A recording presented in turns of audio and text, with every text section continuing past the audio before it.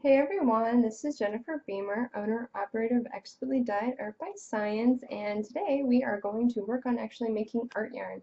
In the last video, I talked a little bit about the different types of thick and thin art yarn that you can make, and today we're actually going to sit down and make some art yarn. Here I'm going to just pull some of this out that I've already done, and I wanted to show you kind of what we're going for today. So if I release tension on this yarn here, you'll see that these little areas here where the yarn is sort of kinking up on itself, that is the thin spot of this thick and thin yarn. The twist will accumulate where there's less resistance, and that's where the thin part is. And so the fat part won't really get much twist. There will be a little bit, but not quite this much. So that's kind of what you're looking for. If your yarn doesn't do that, then you might not have enough twist in the thinner sections. And then that could be a good thing. I've made singles that don't have a lot of twist built up here in the thin section, so that it's more like a very soft spun single thick and thin yarn as the end result. But if you wanted to say like ply this or use this with a different technique, you'll probably want a little bit more twist. And we can talk more about that later, but I just wanted to show you what we're going for here. Okay, and I'm going to make my slubs quite large. This is a little bit larger than I normally make them. And that's just to facilitate the learning experience for you. But remember, they can be any size you want. You can make the thin spots really thin and the thick spots really thick, or you can make this contrast not quite so pronounced. I'm just using some combed top. This was divided into fourths. This is about as small as I want to go if I want the thick spots to be pronounced at all. If I wanted it to be extremely subtle, I would divide this probably one more time so that the thick spots are a little bit smaller. But that's up to you. Now, generally speaking, I will hold with just these two fingers when I pinch the fiber up here where the thin spot is. But today I'm going to make really fat slubs, so I'm going to use these two fingers and my thumb to make a bigger pinch of fiber. And basically what you're going to do, I like to add a little bit of twist just so that it's all built up here in this length of the yarn. And I'm going to draft back while pinching, and what it's going to do is it's going to create a thin spot right here. I've trapped the fiber end up here in the twist in the thin section, and I'm going to do that down here at the end with this thin section that I just drafted out. So you have your twist built up, and then you can just release this top pinch and the twist will travel down the slub into the thin section. Alright, give it a couple more twists, and depending on what your comfort level is, I usually like to work about 12 to 18 inches from my orifice, but some people really like to work very close up in this area of their wheel, and other people like to work much further back. Just try whatever you think might work for you, and then just go with whatever you feel is comfortable. This yarn is it pretty much makes itself, and if you're a beginner, you're probably making thick and thin yarn like this anyway. It's just you don't know that's what you're doing. So kudos to you. You're already making art yarn. So add a few more twists, and then I'm going to do another pinch section here. Pinch, draft back, make sure there's this thin spot right here. It kind of like bends a little bit right here. You can pinch with your drafting hand, and then you can let the fiber go at the top and the twist will travel down. and do a big twist, or a big pinch, and then you can let the twist travel down, like so. Alright? And to check to make sure that you have enough twist, you can always release a little bit of tension to see that you have enough twist so that the yarn will stay together, like that. Remember, that's always your check. If it's not doing this, if it's just, you know, drooping down like this, then you probably don't have enough twist. Alright, now the next question is, what happens when I get to the end of my fiber supply, like I'm just about to do?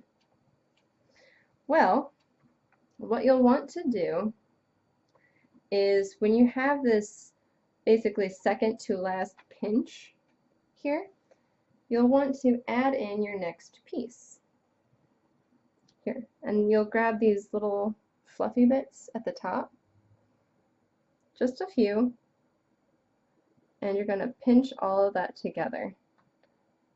I usually only have a teeny little bit in there so that these slubs come together and all look the same size, but you can vary the size as well, and that's okay.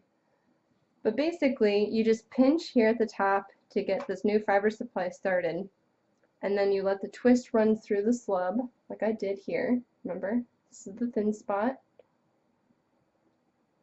and then this is the thick spot. And then, as you can see down here, I have my old fiber supply and my new fiber supply.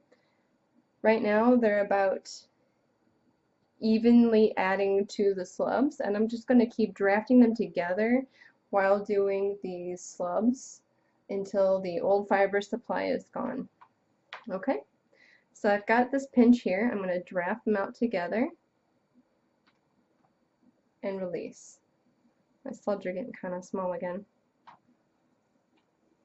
There we go, nice big one. Just keep going.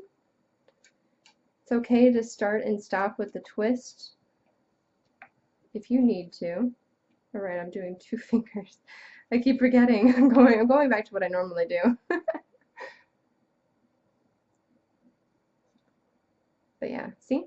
The twist here, and then the twist here. This is what you're looking for.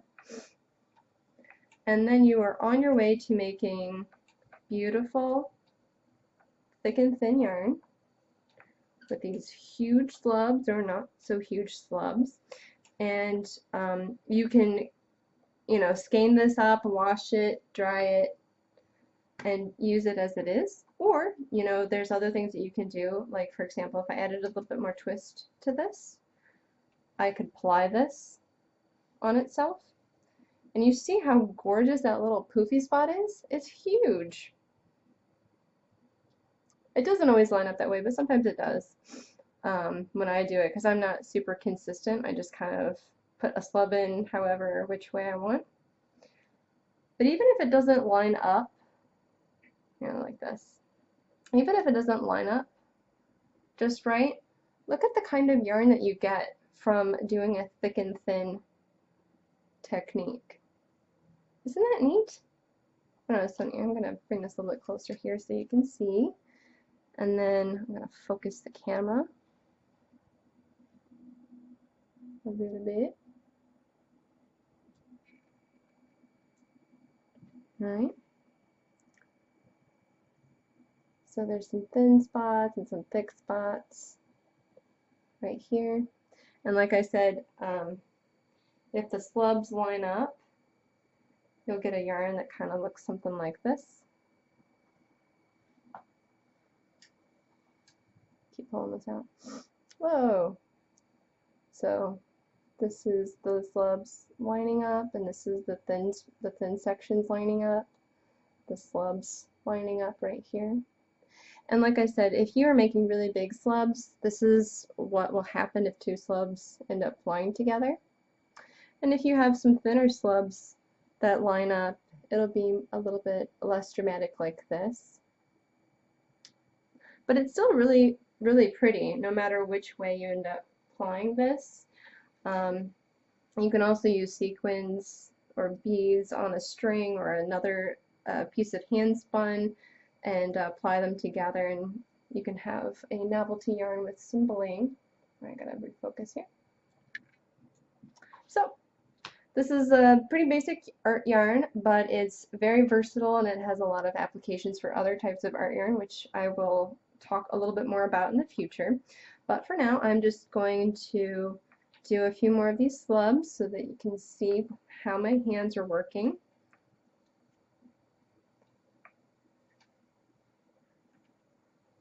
Try to make sure that I do this slow enough so you can see what I'm doing. And don't worry if you end up making a thin spot that's a little bit too thin, or a thick spot that's a little bit too big. With practice, you'll get the hang of doing this much more consistently. For me, I think that art yarn looks fine if it's a little bit asymmetrical. So I don't really stress too much about making sure that my thick and thin yarn is perfectly spaced with the thin spots and the thick spots are all the same size. I don't worry about those types of things. Ooh. Now I'm glad that actually happened. I don't know if you can see this very well. Let me bring this up to the camera. This is what happens when you don't catch both ends of the fiber. You see these little wispy pieces? That is the end of a piece of fiber that got trapped up here at the top, but I didn't trap it down here at the bottom. So what actually might happen is this might draft apart, or it might become very fuzzy, or it might otherwise be unsightly. So how do we fix that? That's a really good question. You always learn from mistakes. So if you have a mistake, it's totally fine. Don't get frustrated. So what I'm going to do is I'm actually just going to pull this, I'm going to undo the twist that I accumulated down here at the bottom. I'm just going to pull this part off. Okay. I'm going to come back up here. I'm actually pinching above the thin spot. This is me pinching the slub.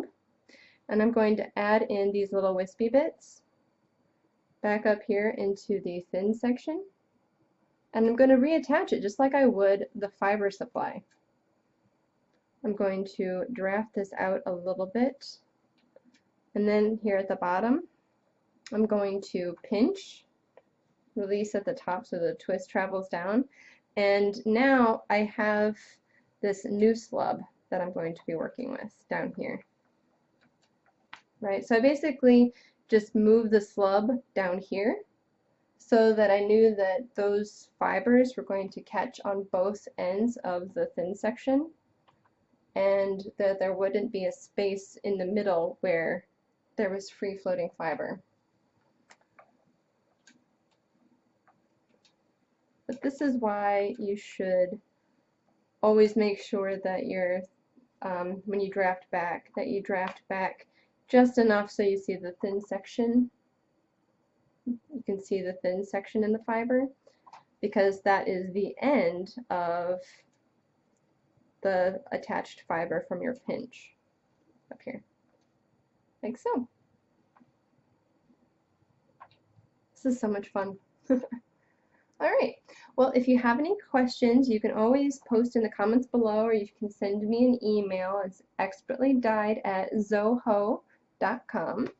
And you can find me on Facebook and follow me on Twitter. I also have Instagram and Pinterest and all those other great things. And if you want to see other videos, please put those suggestions below, or you can, like I said, send me an email with your suggestions. And in the next video, I'm going to explore further in this idea of thick and thin art yarn, because it really has a lot of potential, and I want to just sort of scratch the surface to show you some of the cool things that you can do with it. So thanks for watching. Subscribe and like if you haven't already, and I'll be back soon. See ya!